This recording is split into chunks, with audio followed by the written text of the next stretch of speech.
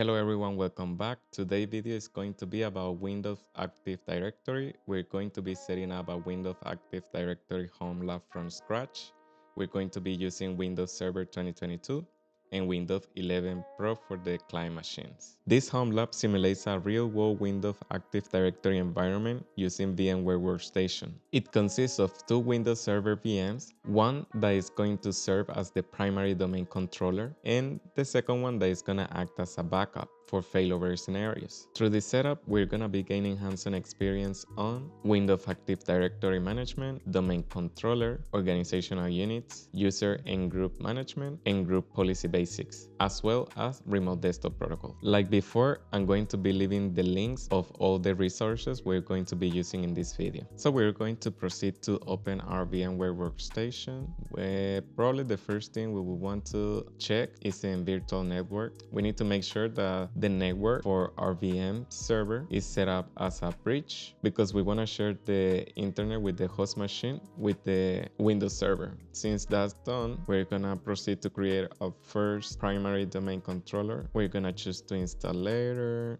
and here we're gonna select Microsoft Windows and we're gonna find Windows Server 2022. In this case, we're gonna name it for Active Directory home lab, and we're gonna set DC for domain controller. Okay, we click next. For this server, we're gonna give it 2 processors, and the number of cores is gonna be 2 as well. For the RAM, we're gonna give it 4 gigs, which is gonna be 496, and we're gonna make sure that it's using bridge networking. We click next here, we click next here, next here. The minimum is 60, so that's fine, and we click next.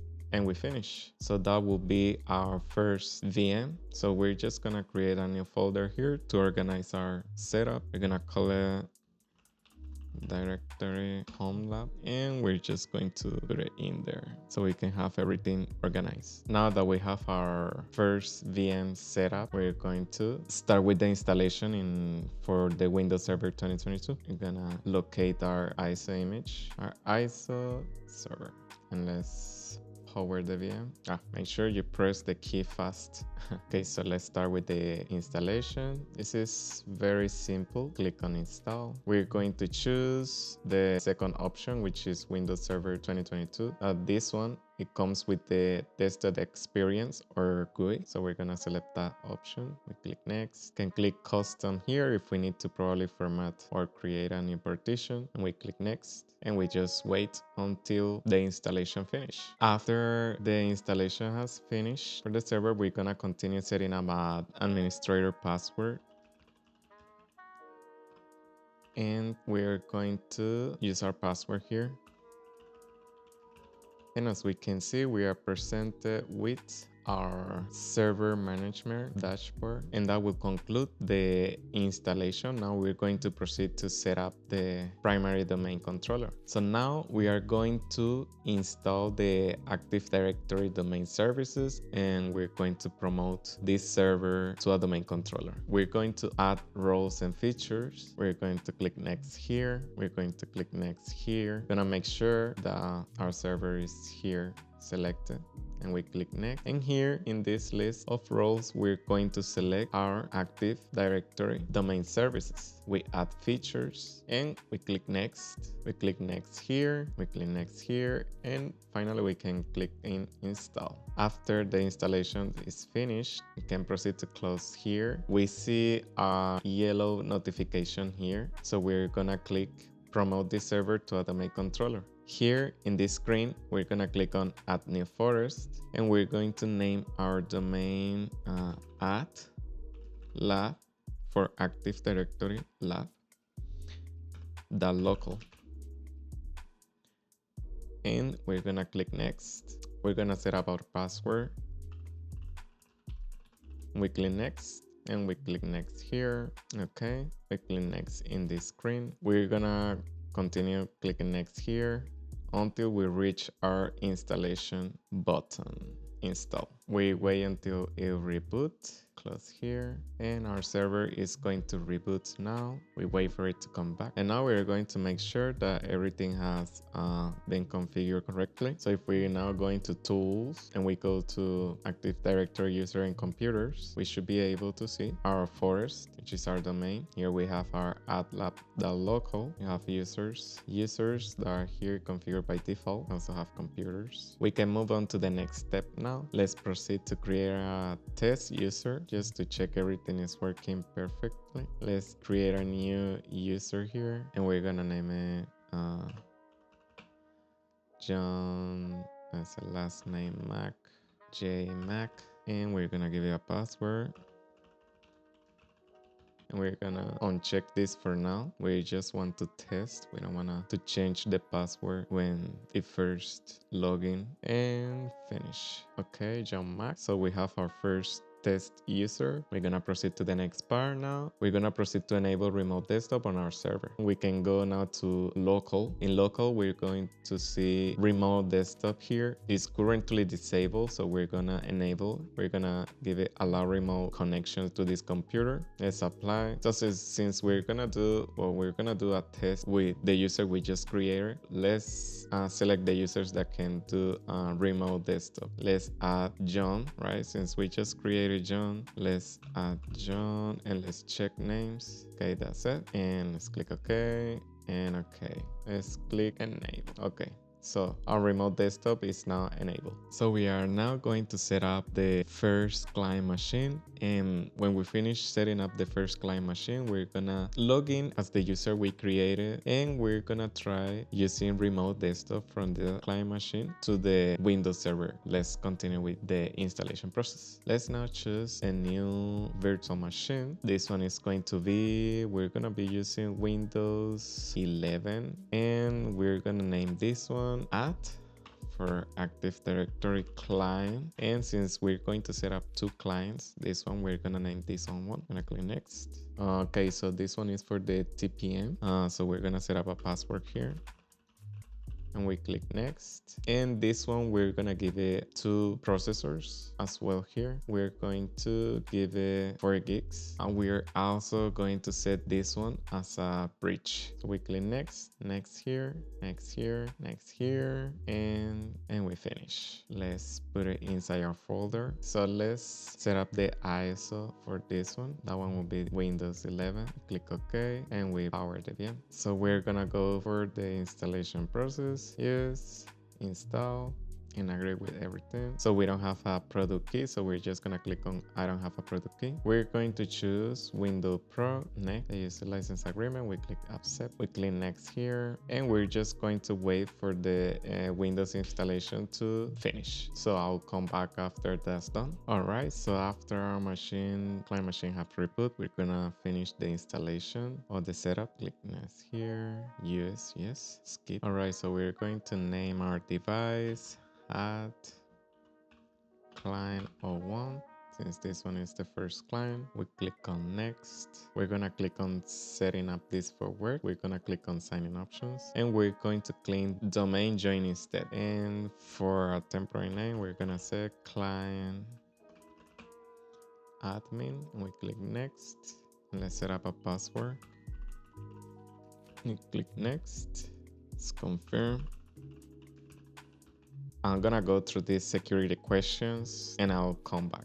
Okay, so after a long installation, we're going to proceed to configure the client machine so it can be connected to the domain of the server, right? We first want to make sure that our client machine is receiving an IP in the same range of the server. So we want to confirm, let's run ipconfig. And we can see that we have our client machine in the same range. We can also go to the server and check the IP of the server. And we can check our server IP. Both of them are in the same range. So now we're going to set up our preferred DNS. So we can set up the domain server there. So we can go to our control panel.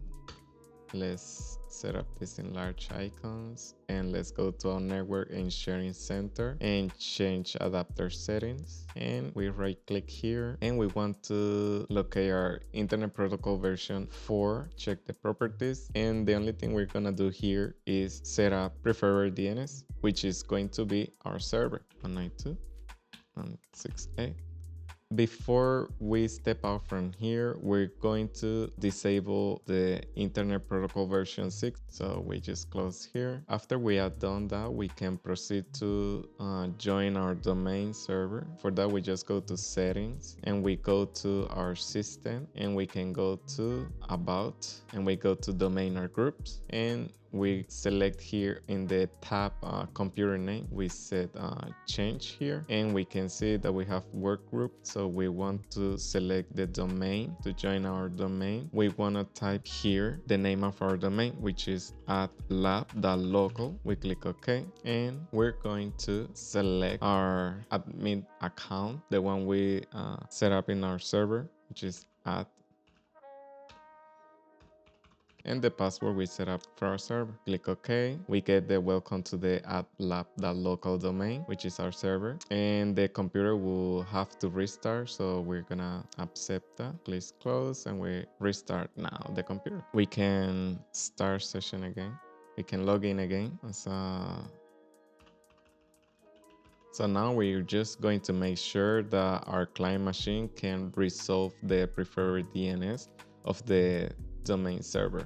Right, for that, we're just going to go to PowerShell. We're gonna open up PowerShell, and we're gonna type here ns lookup @lab local. We see here, this is the server, this is the IP address of the server, and we can see that it's resolving the DNS correctly. So that configuration is done. We are now going to test our remote desktop protocol as well. We're gonna try that with the user of John, which we created in our server. So we're just going to log out, and we're going to start session as other user, and we're gonna say gmac and its password.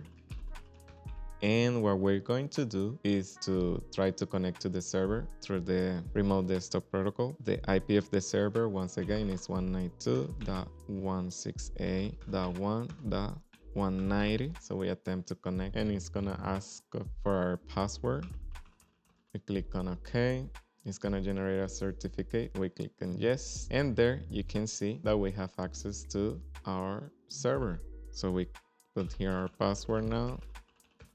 Okay, so it seems like I'll need to administrative permission. So let's just go to our server real quick, and let's add John. We click on properties, and we want to see the member of tab. So he is a member of remote desktop, but let's give it administration privileges since it's asking us for that, so we can do the remote desktop connection. So let's add John as admins, and let's check administrators. Okay, so let's apply. Okay, so now when we're trying to remote back again to our server, again our password, click on yes, and now we can see that we can remote correctly because we have the correct privileges. So there we can see that we did the remote connection correctly, and we can check everything here or disconnect our session. We are back to our desktop. We're going to proceed now to set up the other server, which is gonna be the backup server for failover scenario. So I'm just gonna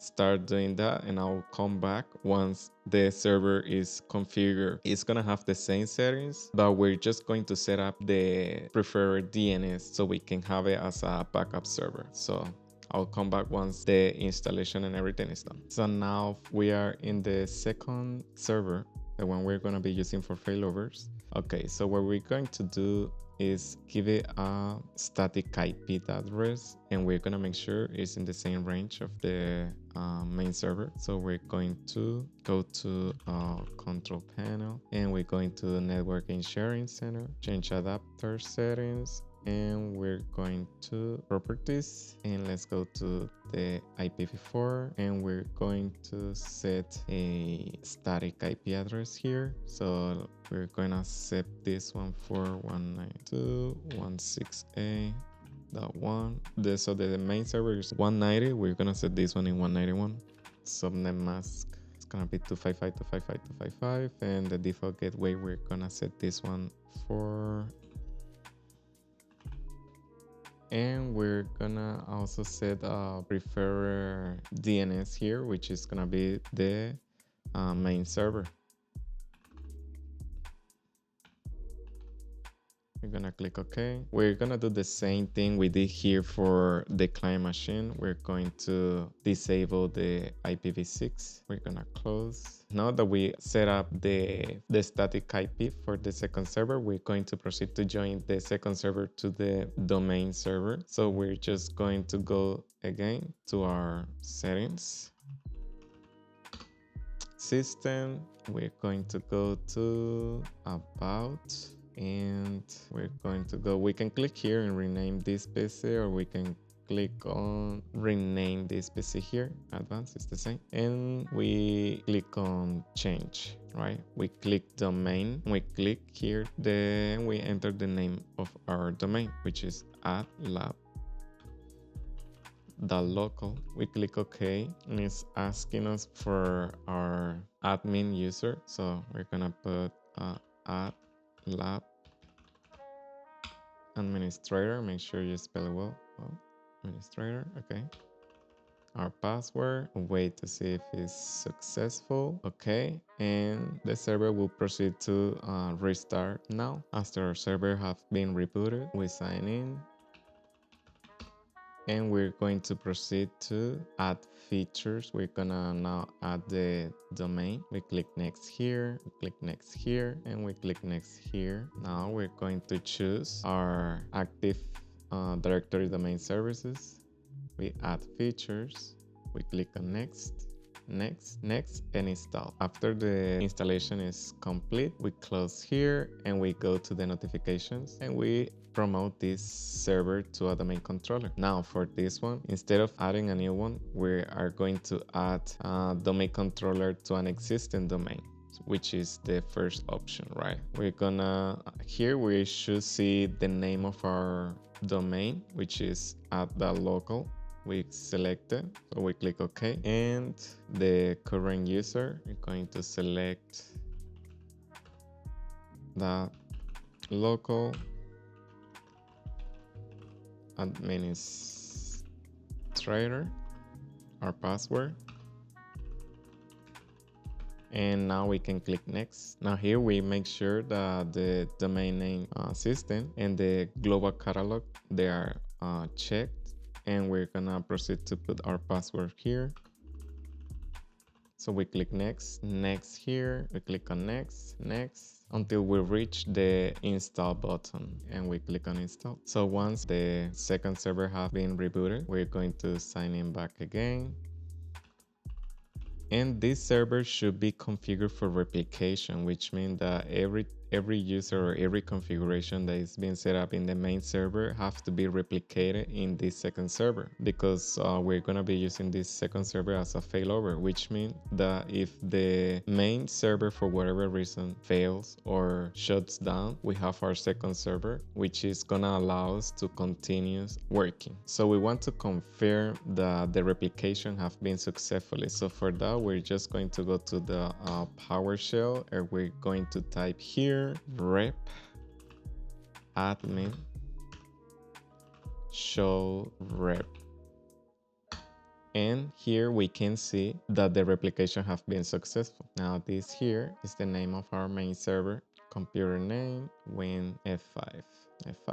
So now if we are in the second server and we go into our tools and we go to Active Directory users and computers, we should be able to see the user we created in the main server in the users, and here we can see a John Mac, which we created in the main server. And also we can check doing our ns lookup at lab .local. And here we can see that it's resolving the preferred DNS successfully. And we can see R2 IP. This one is for the main server, and this one is the static IP we set up for the second server. So another test we can do is create another user in the main server. So we're gonna go to our main server and go to Active Directory user and computers, and we're going to create another user just to check the replication. Create a new user. This user we're gonna call in, let's just call in test user, and we call it T user, and we uncheck this.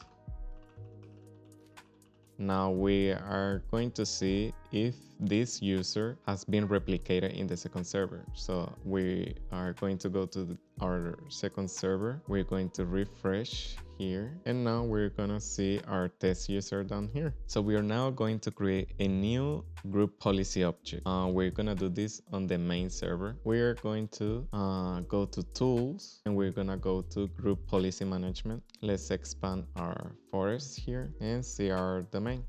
Tap local. So we're gonna right click on our domain. We're gonna click on create a GPO in this domain and link here. And we're gonna give it a name, descriptor. Now for this case, we're just gonna say it's gonna be called test GPO.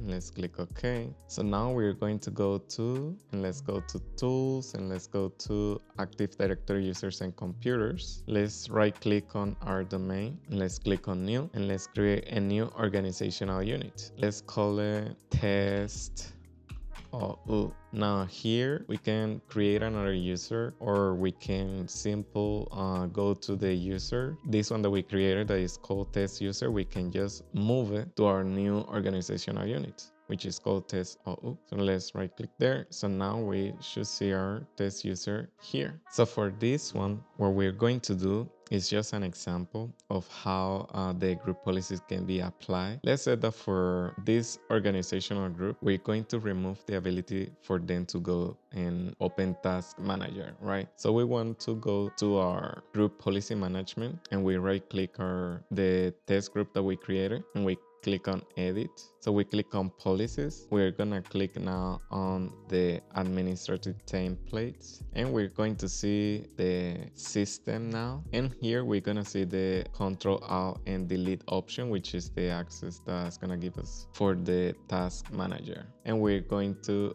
remove task manager from here. So we're gonna double click task manager, and we're gonna click on enable. We're going to click apply and OK. And now we can close the editor, and we're gonna right click our new organizational unit. If you don't see it here, make sure you refresh and it should appear here. So we right click the organizational unit that we created, and we're going to select link an existing GPO. Here we're gonna link the test GPO, which is the group policy we edited, and we click OK. Now we're going to proceed to apply the policy. So we're going to PowerShell, and we're gonna write the following command. We're gonna write GP for group update, and we're gonna force it so we don't have to reboot. So it's been successfully applied. What we're going to do is that we're going to our first client, start a new session as the T user that we created. So let's just use, and let's start our new session. So now that we're logging as a test user, we're gonna go to our PowerShell. What we're gonna do here, we're gonna see the result of the policy. So we type GP result, and we can see here that the following policy has been applied, which is the test GPO. So if we now press Ctrl Alt Delete, we shouldn't be able to see our task manager. As you can see, we don't have a task manager. So we successfully applied that group policy. So that's one example of how you can use the group policy. Since I feel like the video is getting too long, I'm gonna leave it here. So far we have seen how to create two Windows servers, one for as a main domain, and the second one for failover scenarios, which is gonna serve as a backup in case our main server fails. We have also seen how to apply group policies. We also saw how to join and set a preferred DNS domain to join our main server. For the following video, I'm gonna be extending on the Windows Active Directory. So the next topic we will probably going to see creating user roles and organizational units with user roles, creating groups. We're also gonna see sharing permissions like NTFS, creating files or creating a hard drive and share folders, and see how can we apply permissions to different users that can access different folders or not regarding their permissions. And we're also gonna be digging a little bit on creating a VPN of one of our servers. So all that is gonna be for the next video. I hope this video can be helpful for you as well. It can give you an idea of a fun project that you can create of how to experiment or test by yourself with Windows Active Directory. So if you have any comments or any suggestions, you can feel free to leave it in the comments down below. Thank you and see you in the next video.